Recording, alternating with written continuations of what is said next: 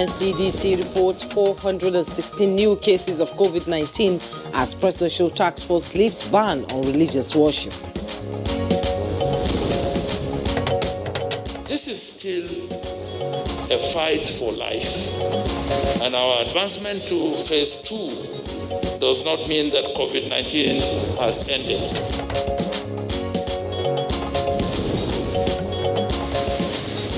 Edo State Governor meets President Buhari, seeks support for his re-election.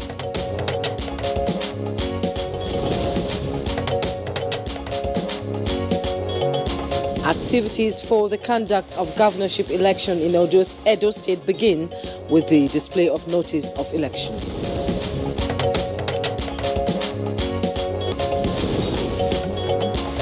On Good Morning Nigeria today, we shall discuss 5 years of the Buhari administration and the anti-corruption crusade.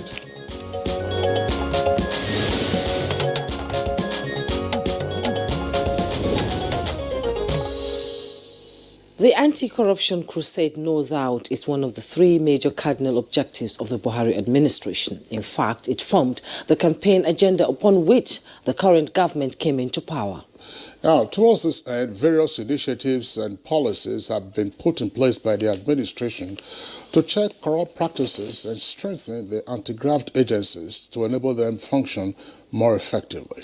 These initiatives and policies include Executive Order 6 of 2018, Executive Order 8 of 2019, and the Executive Order 10 recently signed by President Muhammadu Buhari to ensure accountability and transparency at the second tier of government.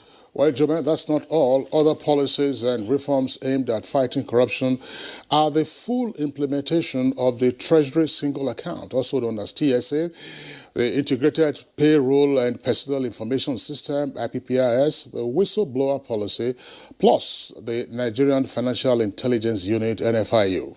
Aside from that, Kingsley, Nigeria and 39 other African countries ratified the African Union Convention on Preventing and Combating Corruption on the continent.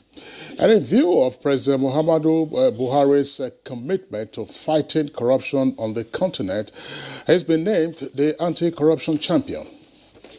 The president in various fora had demonstrated the strong link between corruption, security and peace, and called on the citizens to own the fight against corruption. Well, one statement that the president has often repeated is, and I quote, and we all know this, if Nigeria does not kill corruption, corruption will kill Nigeria.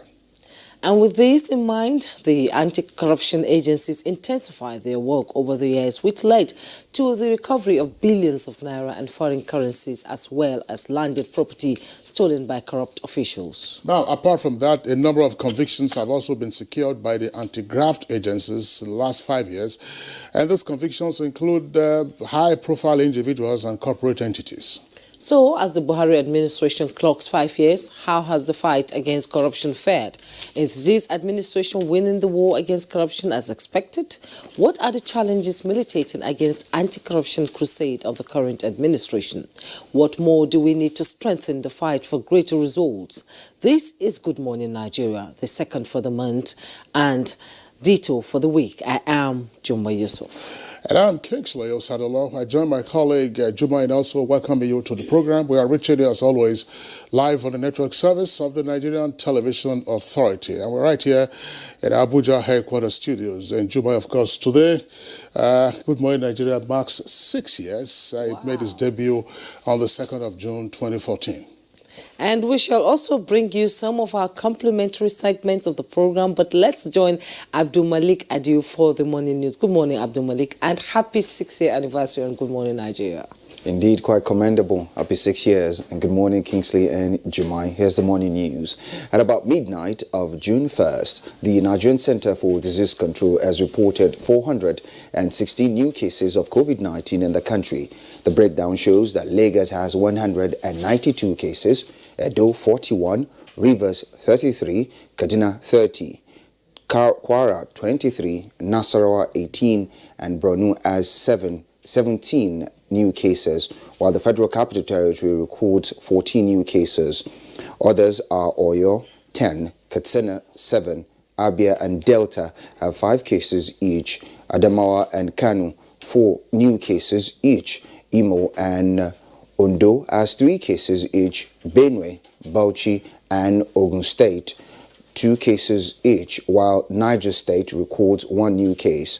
On the total, Nigeria has 10,578 cases of COVID-19, out of which 3,122 were discharged, while 299 patients died of the virus. And the Presidential Task Force on COVID-19 has lifted the ban on religious worship, but sustained the nationwide curfew on the ban of interstate travel as part of new protocols for another phase of ease of the lockdown spanning 4 weeks from 2nd to 29th June 2020. Chairman of the Presidential Task Force and Secretary to the Government of the Federation, Boss Mustafa, says the gradual ease of the lockdown should not be misconstrued as the end of the pandemic. This is still a fight for life, and our advancement to phase 2 does not mean that COVID-19 has ended. It is still potent and highly wasteful of human lives. Majority of the confirmed cases are in a handful of local governments in the country. 20 out of the 774 local governments nationwide account for 60% of the cases. Now, President Muhammadu Buhari has been formally notified of the intention and the desire by the Governor of Edo State, Godwin Obaseki, to seek re-election for a second term under the platform of the All Progressives Congress. This was when the Governor paid him a courtesy visit to solicit his support as the leader of the governing party. The president was quite warm, was quite welcoming. When I showed him my expression of interest forms, he looked through it and he teased me that he would not have to go through this again, and wished me good luck and assured me of his support. Now, All Progressives Congress says it will comply with INEC's guidelines on fiscal distancing to conduct direct governorship primary elections in Edo State. This formed part of the resolutions at the end of a meeting between the APC governors and the National Working Committee of the party. The national chairman of the APC, Adams Oshomale, and the chairman of the Progressive Governors, Abubakar Atiku Bagudu, affirmed that the interactions in part of their strategy engagement to boost the inter-party harmony ahead of the governorship primary elections in Edo and Ondo State. The meeting between the national leadership of our party and members of the Progressive Forum was to discuss issues that have piled up, especially from March 14th, when the forum met and agreed to meet with the National Working Committee under the able chairmanship of Comrade Adams Aliu Oshomale to discuss issues of interest to our party. We have, in the intervening period, many things have happened. To discuss internal issues of the party, which are basically to explore ways and means of strengthening the party and ensuring that we continue to remain the most favored party. Now, activities for the conduct of the governorship election in Edo State began yesterday with a display of notice of election at the Independent National Electoral Commission website and the Edo State office of INEC, while party primaries are to commence today. Independent National Electoral Commission Chairman Professor Mahmood Yakubu disclosed this during an online consultative meeting with political parties' chairman. He advised them to conduct rancor-free primaries and adhere strictly to the deadline for the submission of candidates through online. Political parties were also informed that those conducting indirect primaries are to submit list of their delegates, while those adopting direct primaries to forward a register of the members to enable INEC monitor the process. Now, Now, the Minister of Finance, Budget and National Planning, Zainab Ahmed, says without the $5.5 billion external borrowing, implementation of the 2020 revised budget will not be visible. The minister stated this when she appeared before the Senate Committee on Local and Foreign Debt to defend the proposed loans. From the International Monetary Fund, the IMF, $3.4 billion.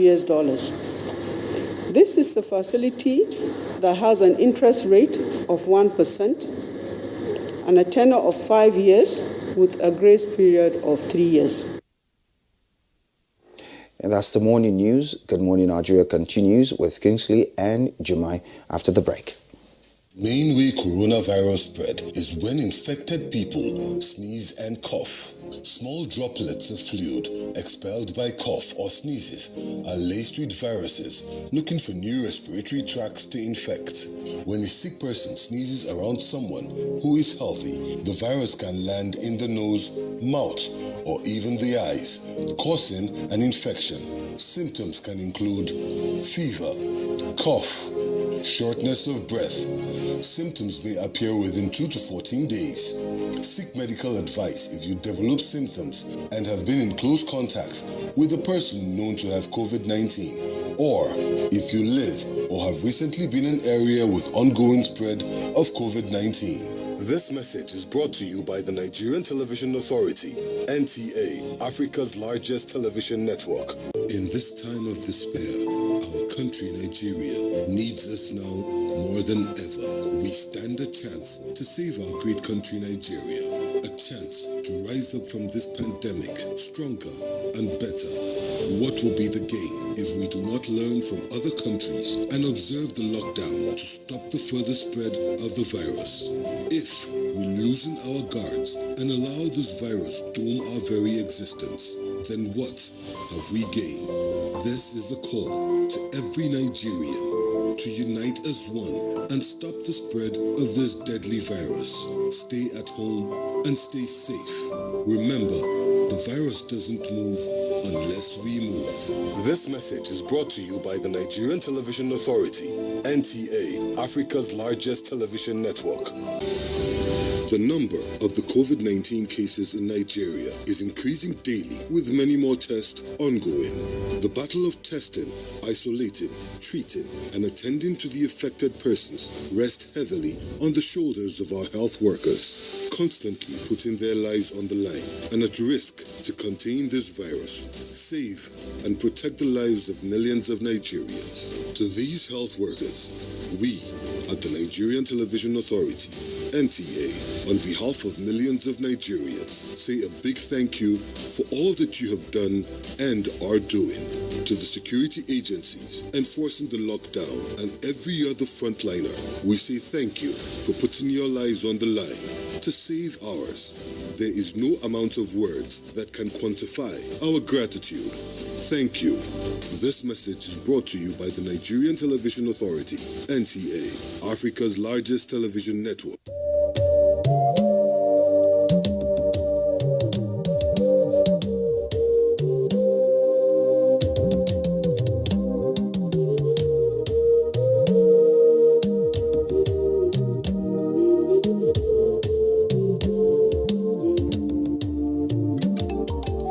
Do you not know that our enemies have no face? They are indigents of no state. They come from no place. And if this boat capsizes, every one of us will go under. So when the drums sound, let everybody answer.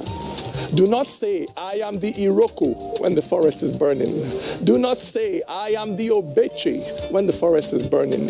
Our differences will not stop us from perishing together. So when the drums sound, let everybody answer.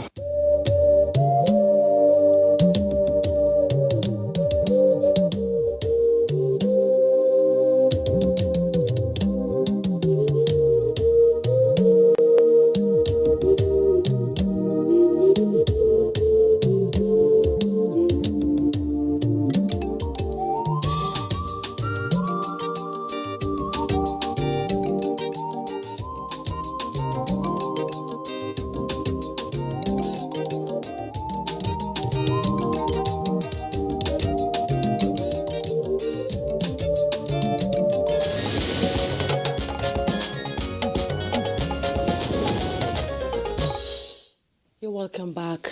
The Petroleum Products Pricing and Regulatory Agency has released a new petrol pump price band of 121.50 naira to 123.50 naira per litre for the month of June.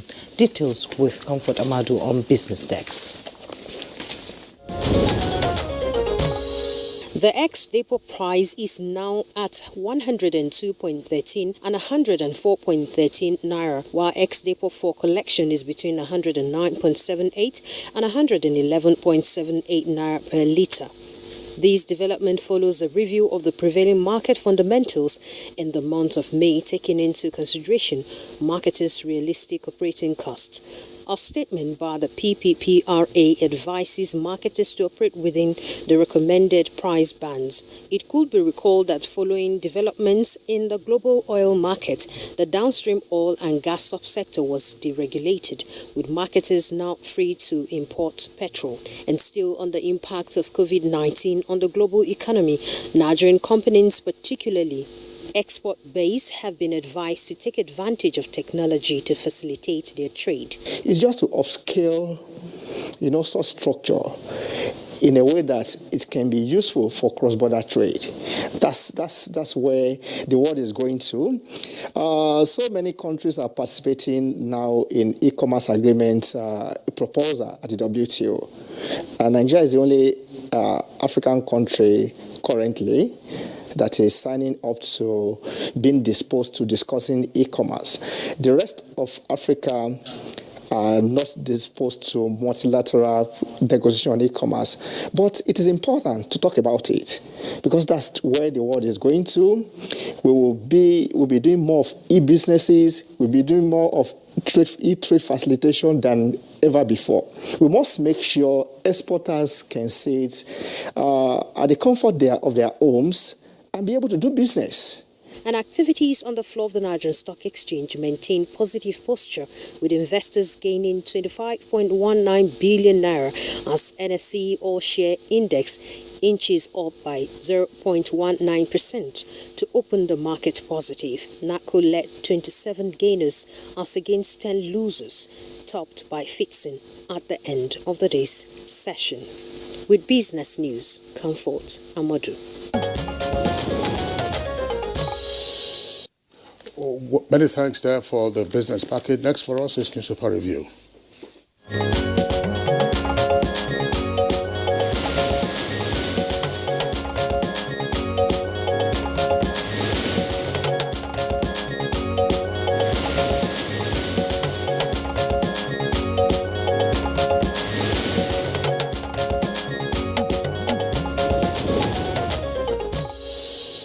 Thank you. And Bayo Achobi is in the studio this morning. Good morning. How is the rains? Morning. The rains are here now. They're almost coming on every day, and the weather is cooler. Yeah. Good morning. Good morning, Kesley. Yeah, good to see you, Bayo. Good morning, Abuja is receiving its own fair share of the rains. Last night it was pretty wet twice, at least in my location. And this morning. Well, that's one point that, I don't know, I hope our scientists will also advise their minds to it. What is the effect of temperature, in climatic temperature that is, on coronavirus itself? Well, that is an issue that needs to be looked at, because if you look closely, you see that the incidences of high numbers are prevalent in temperate climates. Absolutely. And that's something that has to be looked at. Yes. All temperate climates around the world is higher. Even when you come to Africa, where the temperature is capable of dropping between 7 to possibly 0 degrees, you see the incidences are higher than the sub-Saharan, which is in very high temperatures. And the temperature now is dropping. Yeah, sorry, Joe, but that should be an assignment that they could work on. Institute of Medical Research, I mean, they have, I believe, specimens of the virus. Take it to some of the hottest parts of the country, and also take it to the locations where temperatures are usually milder at this time. In the southern hemisphere, they're already in their winter season, and then you are seeing a spike in some of those parts of the world where temperatures are pretty low. And then even in the temperate part of the world, in some areas where the weather is drier and hotter, Say in the U.S., for instance, Nevada, Arizona, New Mexico, the numbers aren't as alarming as you find in New York, New Jersey, and Connecticut. That's the so-called tri-state area. Well, all right. We'll begin the review this morning from the newspaper, Leadership newspaper, and just below the masthead we have FG offers 57 marginal oil fields to indigenous bidders. And more insurgents surrender as troops intensify onslaught. Find those story on page 12 and 6. Reactions trail reopening of worship centers, businesses. With Rider, God has answered our prayers, say Khan, GNI, others. Banks, other financial institutions resume full operations. Federal government retains ban on interstate movement. Orders gradual easing of total lockdown in Kano. Curfew now 10 p.m. to 4 a.m. Essential services providers still exempted. Domestic flights resume to June 21st. Other countries fix dates to begin operations. And the picture story there you're seeing President Muhammadu Buhari right with Edo State Governor Godwin Obaseki when the governor presented his nomination and expression of interest forms to convey his re-election bid to the president at the presidential villa. And by the side of the picture message, I am ready to reconcile with Oshomole, that's coming from the Edo State Governor Obaseki, presents nomination forms to President Muhammadu Buhari. FG further reduces fuel pump price to 121.50 kobo per litre. You find that story on page 1. I feel is a good, very, very good news for car owners. Again, presidency picks holes in ambiguous claims on PMB's appointments. That story is on page 7. At the bottom plate of the Leadership newspaper, NLC backs autonomy for state judiciary legislature. That story is on page 13. BVN registration increases by 1.2 million in 4 months. That story is on page 19. INEC warns against flouting of guidelines in Edo, Ondo, others. You find that story on page 2. WHO insists on ties with US despite Trump's decision. Find that story on page 2. Kinsley? All right. Let's take a look also at the front page of the Punch newspaper. Above the nameplate says government receives coaches and locomotives for Lagos Ibadan and Abuja Kaduna Railways. Details on page 21. Market has grown as federal government cuts petrol price to 121 naira 50 kobo. That's per litre. Flights resume June 21st and government orders 50% passenger reduction. That's page 21. I hope as that is being done, they are also cushioning the losses that the airlines will suffer on account of lower passenger load factor. Buhari hosts Obaseki and APC governors meet Shomole and NWC. That's National Working Committee. Details on page 12. Lead story says, Khan awaits details as federal government opens churches, mosques, and relaxes curfew. Two riders. Second phase of ease lockdown begins today, ends June 29th. Final year students may sit for examinations in July. And you find suspected kidnappers and armed robbers during their parade at the Adamawa State Police Command in Yola. That was yesterday, Monday. Slain Katsina District Head and APC Chief buried as investigations begin. Then Kano Councillor arrested for alleged diversion of palliatives. COVID-19. Bello, that's the governor of Kogi State, declares 2-week lockdown in Kogi local government. Details on page 11. Bayo, you tell us what has happened now. Have they considered now that there's corona? You don't lock down. They're having a festival in the local government. That's why they're having a lockdown. Well, actually, the lockdown is in Kababunu local government area. That's right. And Governor Yahya Bello indicated categorically that Kogi State is COVID-19 free.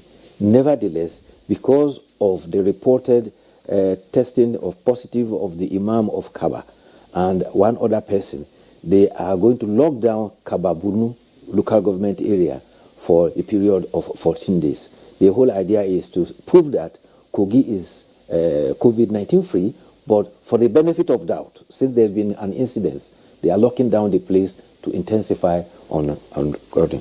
Talking about... Good news, just two other headlines very quickly. Yeah. While we are increasing borrowing, that's according to the federal government details on page 22, Nasarawa SSG, that is Secretary to State Government, indicted over 1 billion naira scandal and to refund 248 million.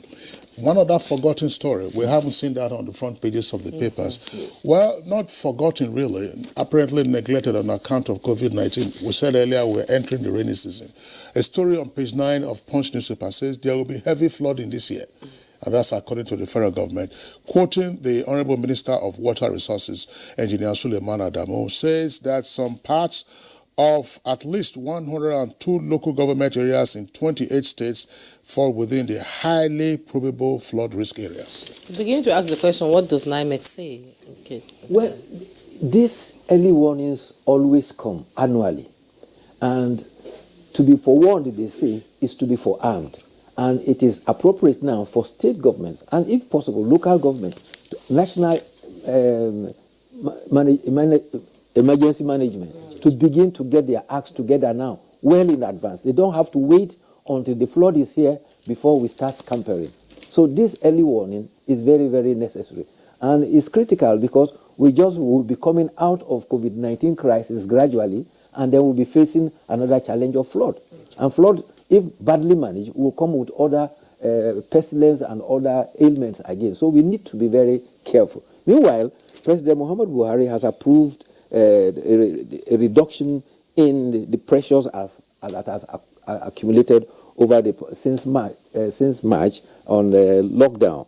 The Presidential Task Force announced that in the next 4 weeks, some measures will be the reopening of worship places. Already, the Christian Association of Nigeria and the Nigerian Supreme Council for Islamic Affairs has welcomed this, and they say that they are calling on government to ensure a decontamination of religious sites. And they are very intrusive about it all. They say that allowing people to return to churches and mosques and pray for victory over COVID-19 will surely give us a victory against COVID-19. Meanwhile, they said only 20 people in the church or a mosque. So, well, if the procedure for gathering is that anywhere you are going to have group gathering, they should not be more than 20. Yes. But for the worship places, there is a guideline that has been worked together with the Presidential Task Force and the religious bodies to observe social distancing and all those health protocols for purposes of avoiding contamination. Yeah, but the PTF also says that this will be in conjunction with the protocols established by the various state governments. Yes. So it's responsible. The FCT, for instance, that will be the business of the Honorable Minister of the Federal Capital Territory. I recall that some weeks ago, right, the FCT Minister held meetings with the leaders of various religious organizations. So now, and perhaps they will have to revise what their last discussion was and then set out the established protocols. Because if people were to mass into places of worship, the whole essence all the gains we have had absolutely might be compromised. Yes. But an overview of all the measures that are put in place will be opening of religious places. Nationwide curfew now is from 10 a.m. to 4 a.m. There's also the full reopening of financial institutions. However, the healthy conditions must also prevail. The aviation has to work together now between now and June 21st, after which a date will be set for it to open. And to follow at that time will be also interstate travel. Government offices will operate 75%. And artisans who have been at home for a long time now are now also free to work, but they have to observe all those critical things. So far, the Presidential Task Force indicate that although there is an observation in the increase in COVID-19 cases, but the observation indicate that there are actually 20 local governments out of the 744 that has most of these cases. And they indicated 3 areas, 11 local governments in Lagos, Abuja Municipal Area Council, and Tarauni local government in Kano. These are the critical areas that have been looked to. Okay, Bayo, let's now go to... Okay, we thank you so much for coming on Good Morning Nigeria today. We're running out of time. We can't take the editorial. Thank you so much for coming. And we'll be back soon. Coronavirus, also known as COVID-19, is spreading at an alarming rate all over the globe, including Nigeria. With the number of infected persons in Nigeria increasing daily, prevention is better than cure. Coronavirus has no cure. The virus spreads from one person who affects two persons, and by the time the affected person is isolated, the two persons have affected four, and it keeps spreading. You must take preventive measures to save yourself and that of the people around you. Always wash your hands with soap and water. Put distance between yourself and others. Whenever you cough or sneeze, cover your mouth. Clean and disinfect surfaces. Stay at home if you're sick and contact the proper authorities. Together, we can cut down the spread of the coronavirus. This message is brought to you by the Nigerian Television Authority, NTA, Africa's largest TV network. Now believe this corona, you know, if you touch black man, if you like, gather the whole Niger, come together, make a cough. Nothing. Which one you want? Give me V&D. I beg, get small pieces. How much you want to give him? Give me 200. Take your change now. You know what your change is? My people, this coronavirus, na serious matter. No, now wash your hands regularly. Come use alcohol-based hand sanitizer. If you no see water, wash your hand. Oh, make una sit down for house. You see this virus, so e no get leg. Now we dey waka kurukere. No waka around, make the virus for die. No forget, say, the betterment of our people. Now for your handy day. This message is from the Akinfade Foundation in partnership with the National Orientation Agency with support from MacArthur Foundation. Coronavirus is real. Steps to avoid this pandemic. Wash your hands regularly or sanitize your hands. Keep social and physical distancing. Avoid crowded places. Stay at home unless absolutely necessary. Don't touch your eyes, nose, or mouth if your hands are not clean. Avoid the spread of coronavirus. Coronavirus is real. There is a lot of fake news and report circulating, especially on social media, on the coronavirus. Do not believe or partake in the spread of these fake reports. If it is not on the official website or news from the Nigerian Center for Disease Control, NCDC, disregard such report. Only together can we beat this virus. Only together can we overcome this pandemic. Follow the instructions and guidelines provided to combat this virus. Most importantly, stay at home. Self-isolate, regardless of your status. The virus doesn't move unless we move. Let us work together to better Nigeria. Together, we can do this. This message is brought to you by the Nigerian Television Authority, NTA, Africa's largest television network.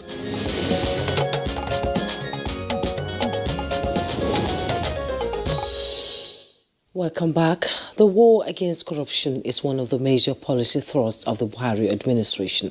Aisha Uba Ali in this report brings some of the milestones in the anti-corruption crusade in the last 5 years.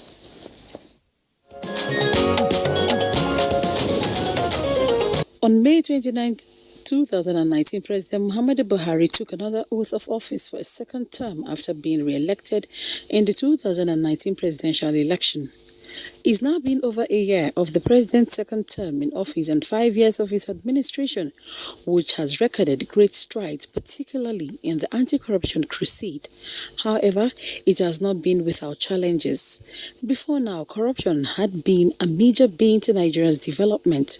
However, since making the fight against corruption one of its cardinal objectives, the Buhari administration has recorded appreciable gains so far. The whistleblowing policy introduced by the Federal Ministry of Finance in December 2016 has since yielded several billions of naira in recoveries from tax evaders and public officials. Other initiatives that have aided the anti-corruption fight are the Executive Order 6 of 2018, Executive Order 8 of 2019, and Executive Order 10 recently signed by President Muhammadu Buhari to ensure accountability and transparency at the second tier of government. The Treasury Single Account (TSA) system that was launched in 2012 but failed to get traction until the Buhari administration implemented the policy in 2015 has so far resulted in the consolidation of more than 17,000 bank accounts previously spread across deposit money banks in the country and saving an average of 4 billion naira monthly in banking charges. Since its implementation, the TSA, among other benefits, has improved transparency and accountability in the management of all federal government receipts by providing a consolidated view of government cash flow. This is in addition to blocking the leakages and abuses which hitherto characterized public finance management in Nigeria. In spite of great opposition, the Buhari administration introduced and expanded the IPPIS coverage to the armed forces as well as federal universities and other academic institutions. This has helped the country save millions of naira. The Buhari administration ensured the deployment of bank verification system (BVN) to serve as the verification basis for payment to beneficiaries and vendors in the Anchor Borrowers Program, the Empower Scheme, and the Homegrown School Feeding Program. In 2016, the Federal Ministry of Finance launched the Asset Tracking and Management Project, also known as the ATM Project. This, for the first time, aided government in locating, identifying, assessing, and evaluating all its movable and immovable assets on a real-time basis. In May 2018, the Economic and Financial Crimes Commission (EFCC) announced that 603 Nigerians had been convicted of corruption charges since President Buhari took office in 2015. The FCC also announced that for the first time in Nigeria's history, judges and top military officers, including retired service chiefs, were being persecuted for corruption. Synergy with international crime agencies has resulted in notable gains in the anti-corruption fight, evident in the recovery of the Abuja loot and investigations of fugitives from Nigeria finding refuge in foreign countries. In recognition of its anti-corruption fight, the African Union in May 2018 named President Muhammadu Buhari Africa's first anti-corruption champion. Reports also indicate that the president's anti-corruption fight has so far brought about a considerable level of sanity in the public sector and the fight against corruption. However, recall the popular saying, when you fight corruption, corruption fights back. This implies that the anti-corruption crusade has not been without challenges. Now, how can the Buhari administration further consolidate on the gains made so far in the anti-corruption crusade, and how can the challenges be surmounted? Guests on Good Morning Nigeria will be providing answers to these and more shortly.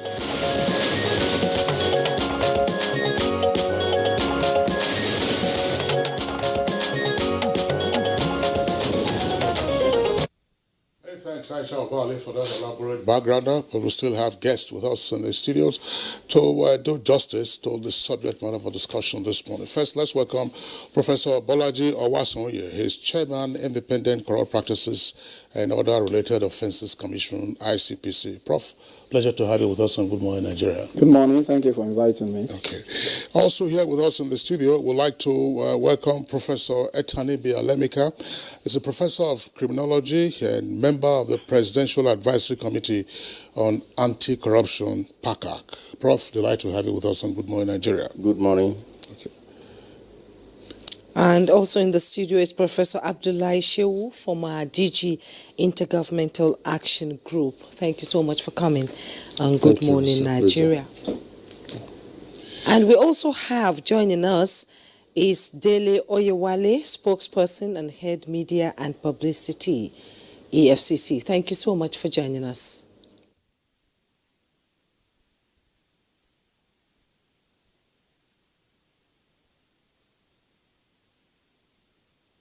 Thank you so much. All right. We will, of course, have Dele Oyewale join us in the course of this conversation. Well, it's an all-male cast, as it were, but let's begin the conversation.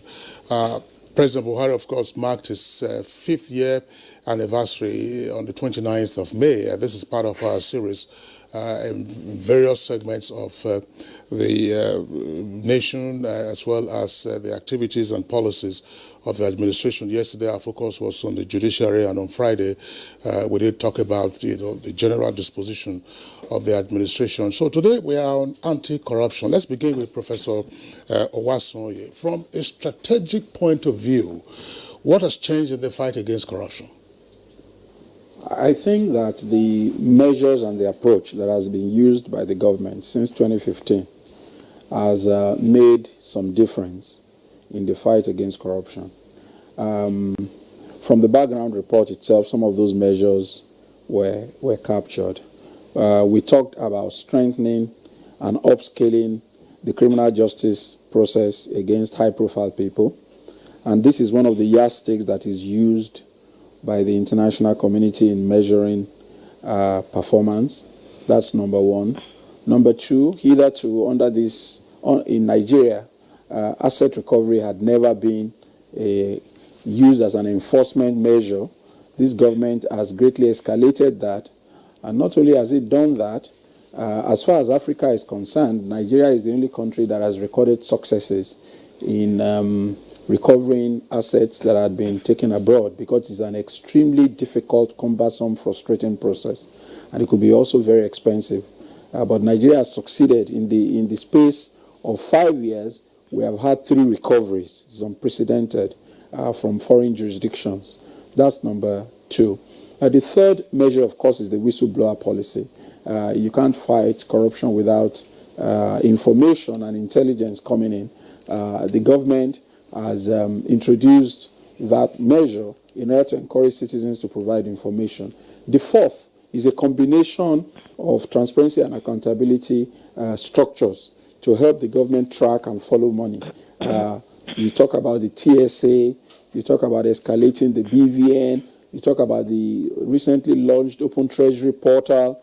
These are all measures that are strategically designed at putting openness. As we all know, sin thrives in darkness. Corruption thrives in darkness. Once you throw light on it, you diminish the capacity of corruption to progress. So what the government has been trying to do strategically is putting light by taking measures that will help to put openness into what is going on.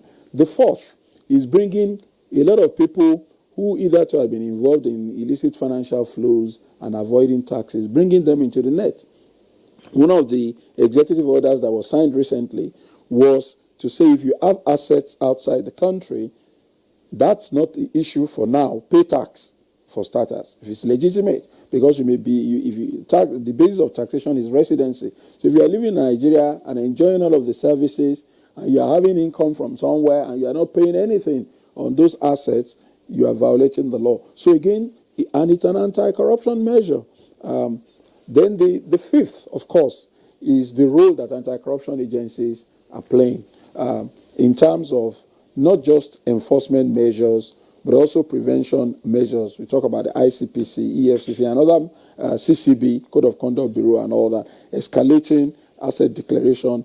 So strategically, all agencies who are involved in anti-corruption are much more alive, especially because of the political will and the environment. And the fourth, which I can mention, of course, is the passage of the NFIU legislation last year or 2 years ago, which gave the Financial Intelligence Agency autonomy and strengthened it to be another level of oversight in this whole fight against corruption. So all things considered, I think that the political will has driven a lot of strategic moves to coalesce towards getting the government achieve its objective of fighting corruption. Of course, we're not saying that we are home and dry, but certainly we're not where we used to be. Okay, thank you so much, Professor Bolaji. And Professor Etanibi Alimike, as a criminologist, we'll come to that and going into the mind of people who steal so much money. Can you give us your opening comment on the successes so far recorded by the Buhari administration in the area of assets, getting back money to Nigeria and looking into cases of people who have stolen so much from this country and almost brought the country down to its knees? Let's hear opening comments. Thank you. I think as the chairman ICPC have said, a number of measures have been put in place. And I think a factor that we can recognize as success is consistent messaging. Usually Nigeria have a very short span of attention, whether our government or our individual lives. So if we start a program, usually it fizzles out. The noise fizzles out in 3 months, in 4 months. But this has been consistent over 5 years. And I think that's one thing that must be said for the administration. There have been consistent messaging on corruption and the evils of corruption.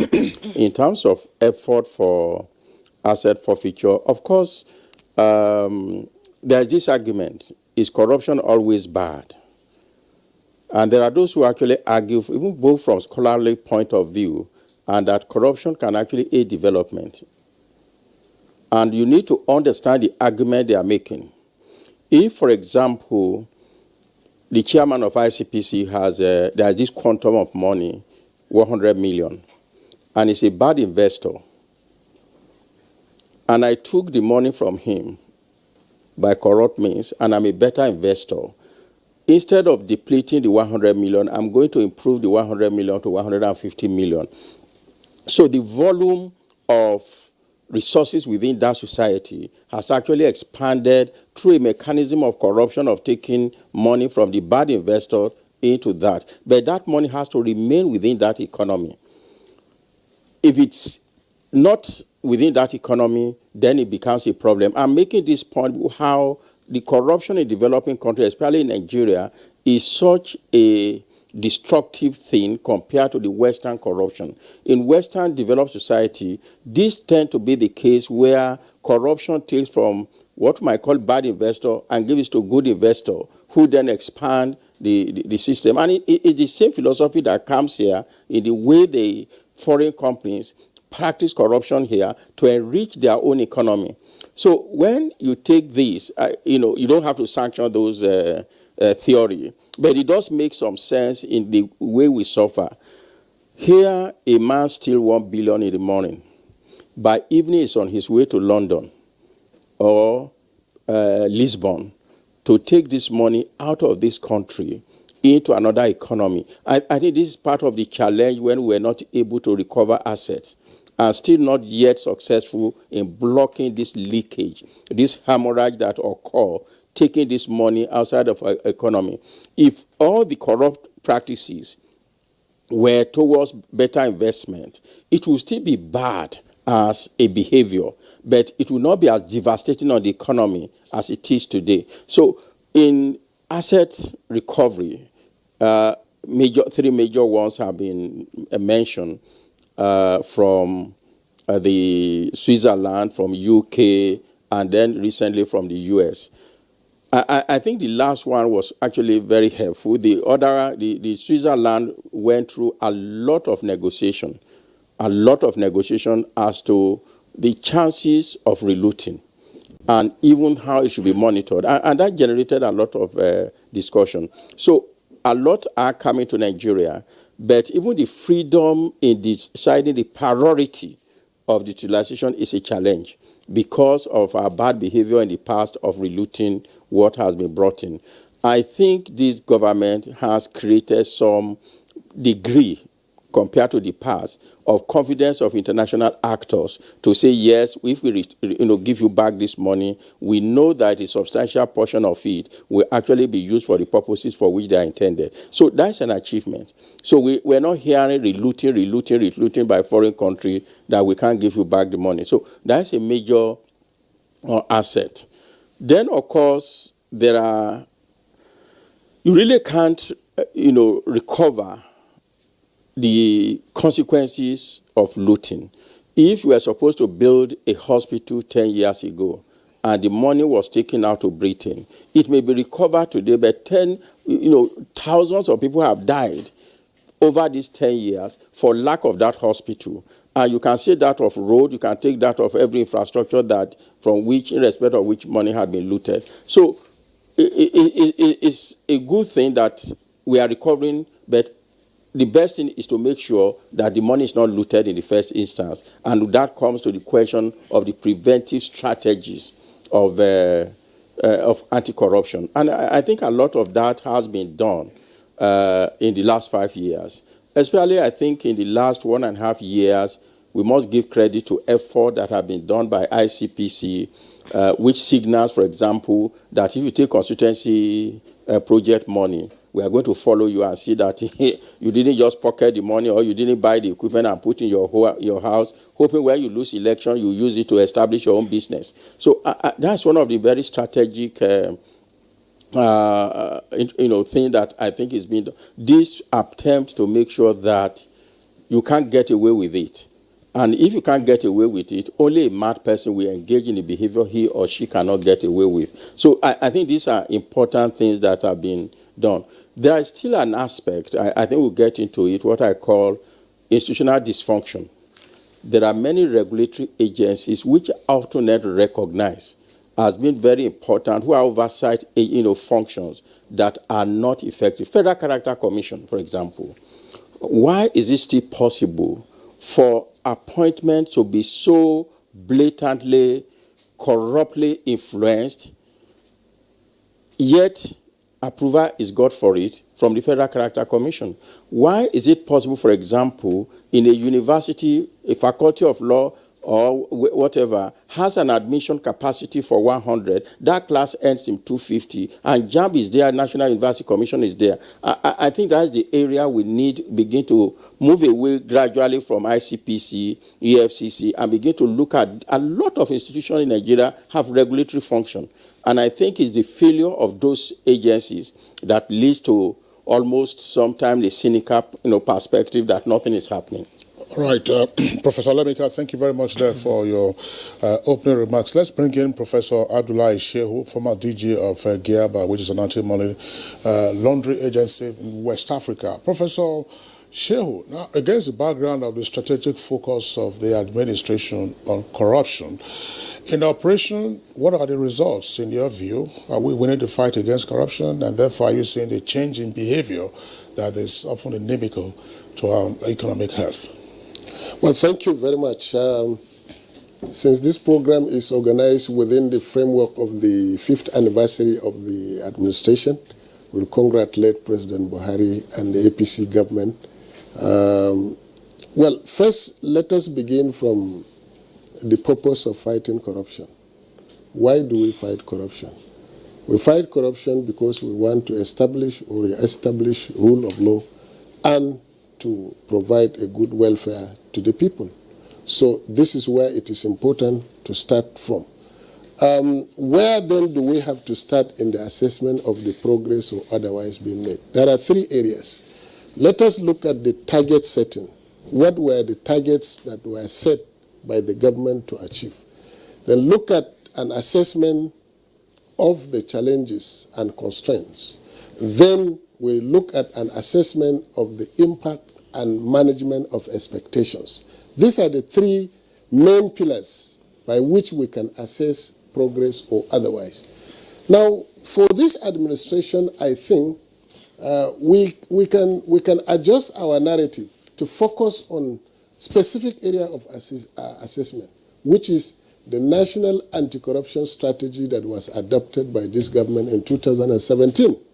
This should be the parameters upon which we can assess progress. And there are 5 key pillars in that strategy. The first one is prevention. And in prevention, we should look at the number of legislation, the quality of legislation, and as the chairman ICPC mentioned, the passage of the NFIU Act was an important landmark development in the anti-corruption fight in Nigeria. But beyond that, what has happened in 5 years? Okay, what about pending amendments that should have been made? Now, in assessing this area, we don't look at only the executive. The executive has a role. Other arms of government also have their own roles to play. It seems that we have a National Assembly that is not proactive, is only waiting for bills to be presented to them by the executive. They should be very proactive and look at where they can intervene and improve the quality of actions. We look at also the judiciary, what is happening there. There are developments, positive developments, especially with regard to enforcement of the Administration of Criminal Justice Act. But there are also some downsides of it with recent judgment by the Supreme Court making that act almost either a weakened act or so. The second pillar for assessing administration progress is in the area of enforcement. Yes, we have had number of cases going to court, investigation. We commend enforcement agencies for what they are doing, because fighting corruption is not an easy task. But beyond that, we need to assess the impact of their actions on the economy and on society. The third area has to do with the public education strategic partnership with civil society. I think this is an area that has gained a lot of support in recent times in Nigeria. We have seen civil society being very active in demanding for accountability. But have they been getting what they demand? They have had challenges in getting information from government offices. They ask for information based on the Freedom of Information Act, and yet they have difficulty doing that. So I think there is still a lot to be done in that area. The fourth pillar of that strategy is in the area of asset recovery. I think we must commend Nigeria for the breakthrough in this area, which no other country has achieved much. But the point is, what is the impact of this on the ordinary citizen of this country? You have recovered asset. What has happened? We are still hearing people, government going to take loans. We are also hearing a lot of complaints that government has no money to undertake projects. If you are fighting corruption, you should fight corruption to help you to improve the welfare of the citizens. But when you are fighting corruption and you are still complaining as if nothing has happened, then there is need to reflect and assess the impact and also manage the expectations that people have for the government to do what it's supposed to do. Final plank of the strategy is international cooperation. Yes, as Professor Alameka said, the management of the three major recoveries has reinforced confidence of the international community. This is good. What more can we do in that area? Do we see our system improving? If so, in what areas? Where are the leakages? What can we do to improve, to make it better? What is the perception of Nigeria in the international community? In recent, the last TI report that was released, the reactions from Nigerian authorities were not palatable because they felt the report was not fair to Nigeria.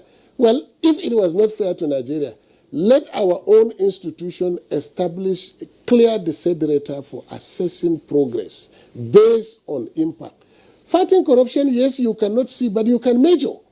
If you say, yes, you have convicted people, yes, of course you have convicted people. What is the impact of that? If you have recovered assets, what is the impact? Has it reduced the expenditure? Has it increased revenue for government now to embark on social welfare scheme? I think, in general, these are the parameters of the narratives that we need to formulate in order to promote a very constructive dialogue in this forum. Thank you.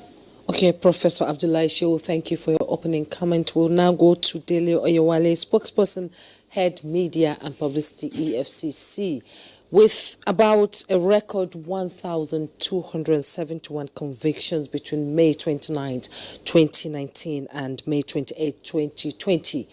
The chairman of the EFCC, Ibrahim Magu, said the EFCC will stop at nothing to get its work done, and you are on course. Looking at you, the Nigerian perspective, people say the EFCC is a toothless bulldog. But what has changed the narrative now with so much convictions across Nigeria and also including people from other countries?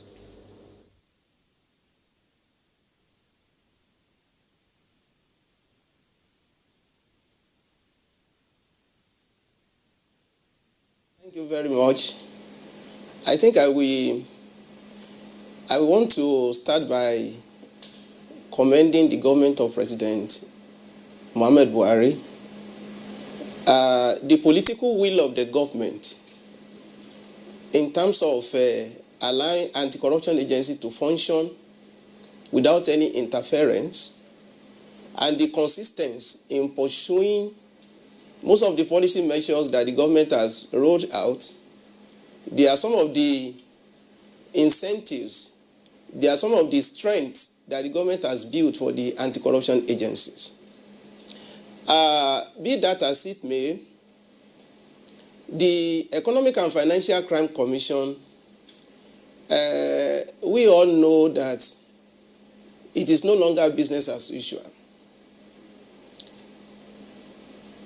It is one thing for the government to have very good political will. It is another thing for laws, extant laws, relevant laws, to be enforced. The enforcement of laws, has yielded very important dividends in the anti-corruption fight, especially with the Economic and Financial Crime Commission. For example, in the last 1 year, the Commission has secured 1,279 convictions, meaning that 1,279 fraudsters have been sent to jail. And this means that the laws that are put in place, they are working. Beyond that, in the last 5 years, I want to quickly say this, the Economic and Financial Crime Commission alone has recovered assets in excess of 828 billion.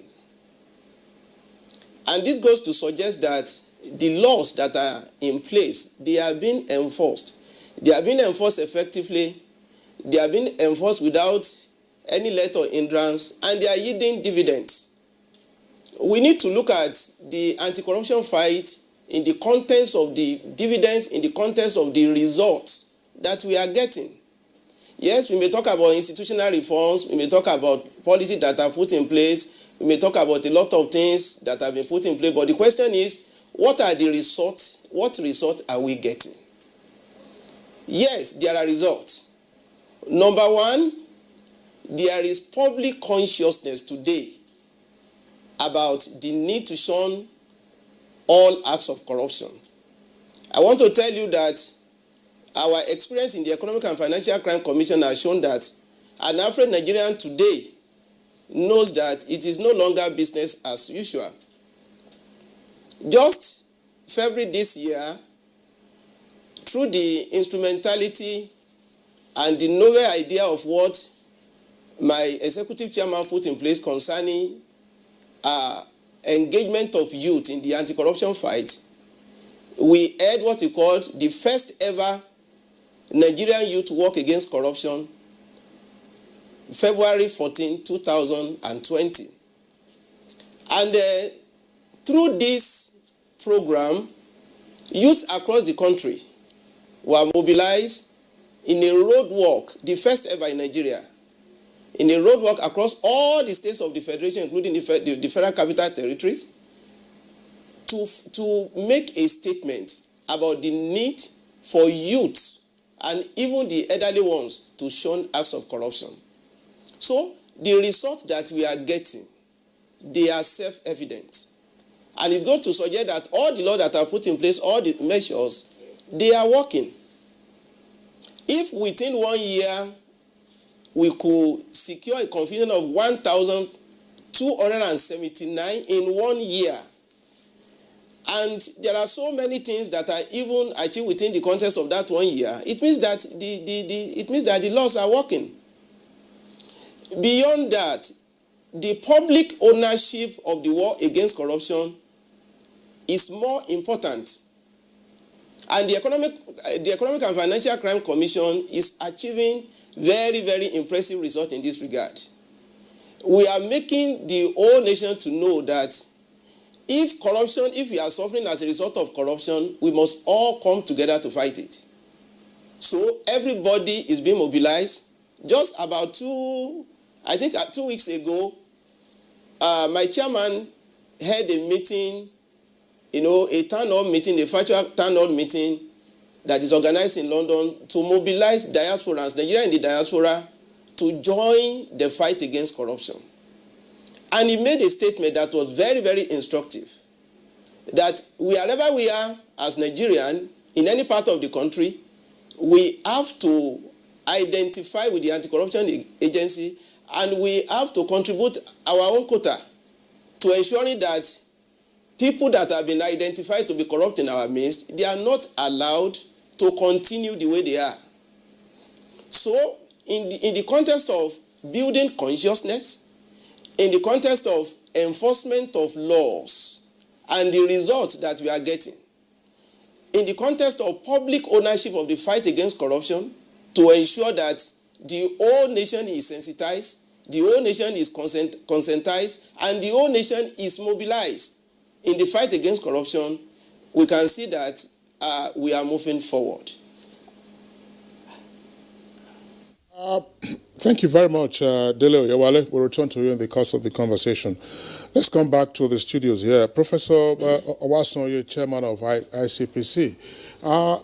Let's take a look at this. I mean, the critical success factors have been highlighted in what we have seen in 5 years, and some of the points also articulated by the other guests, Professor Etanibi Elemika and Professor Shehu, have touched on some aspects relating to challenges. But perhaps we can fast forward a bit and then return again to some of the nagging issues. I just want to find out from you, are we, from your experience, are we gaining sufficient traction to assert at some point that going forward there can be no rollback of the gains that we are talking about now? ICPC was established by an act of National Assembly year 2000, that's 20 years ago. It wasn't established by Buhari's administration. EFCC wasn't established by Buhari's administration. But it's taken quite some while, to begin to gain traction. But in gaining traction, what do you see? Are we likely to have a relapse into the old ways of saying, look, well, after all, it's a Nigerian thing? Okay.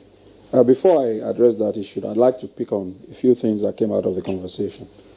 The first is about the perception and the TI report.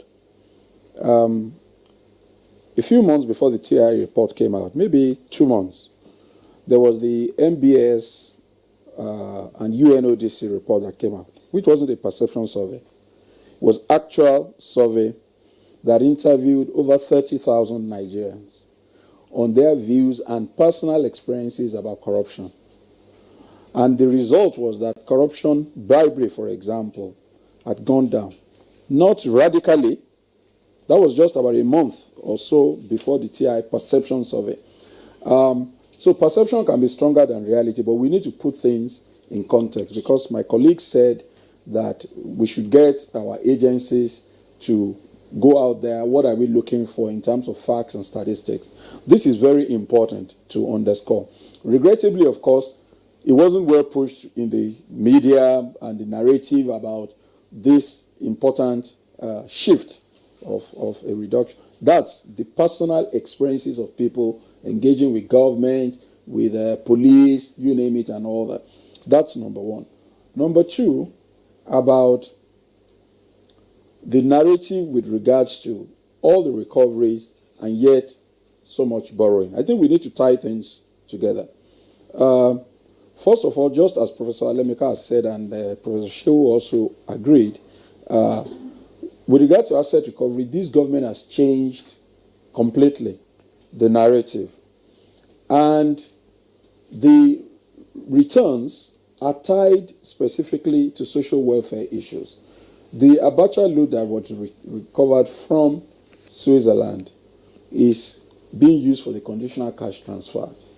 In the history of Nigeria, when was the time that the poorest of the poor have this sort of social welfare given? We've got to put things in context. So monies that are being recovered are being put into things that hadn't ever been done before.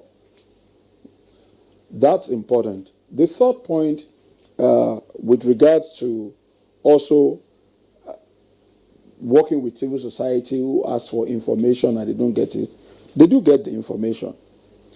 What I've found in my personal experience is that sometimes when what people expect is not what they get, they just mute.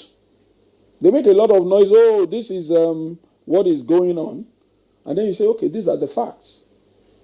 There's no more noise. They don't take time to correct, to say, oh, we were wrong. This is not the situation as it is. It's very instructive to put that in context. The fourth thing about rollback, political will is extremely vital in the fight against corruption, in spite of statutory measures. And that we must commend the Buhari administration for, the high-level political will that has brought things this far. Accompanying that are a number of structures that hopefully, and I say this, hopefully will prevent a rollback. Professor Shehu has rightly spoken about the anti-corruption strategy, which is not a legislation. It must be reviewed from time to time. The third point is that the truth of the matter is that you cannot fight corruption by enforcement. It never succeeds. Enforcement is expensive, it's cumbersome, it draws time, a lot of time, So you have to take preventive measures. Now, a number of things that this government is introducing, I do not expect, for example, a future government to reverse the TSA, because that future government will need revenue that were being diverted. So we don't expect a future government to ignore the effect and the harmonization and the increase in the number of people brought within the tax net, financial inclusion through BVN, because we need to know who we are. In any event, the times that we're in, COVID-19, has shown quite a lot of possibilities and things that need to be done in terms of making sure we don't reverse back. So that's the second thing. The third point is about public and citizen ownership. Before I get to that, the prevention measures are critical. And these are some of the very key things that ICPC is focused on. Because we've evaluated how much we can do and get, as Professor Alemika rightly said, the opportunity cost of corruption is immeasurable. Okay? The people who would have died from the hospital that wasn't built 10 years ago, or the students who've been radicalized into terrorism, kidnapping, because the school was not built, how do you reverse that? It's almost impossible. Livelihoods are completely destroyed almost permanently. So, if you are able to prevent, okay, which, interestingly, is actually the preferred model of the international community. If you look at the UNCAC, the prevention strategies and options are almost 60% of the entire framework. So it's important that we look into prevention measures. And that takes me to what Professor Alemika said about using regulatory measures. At ICPC, for example, when I resumed, we found out that if you are investigating public servants who have done something wrong, public service rules, even before court settles anything, gives provisions to interdict. But some people went to jail and came back to work, as if nothing happened. The first thing that we did was to aggregate all that and we sent it to government. And government acted on all those issues very quietly. So this is a very important prevention measure. People know that something will happen. And if you want to go to court and drag the case for 10 years, that's up to you. In 10 years, you are out of work. You are not earning money. So you will have to make up your mind, because that's what happens. People drag and stretch the case.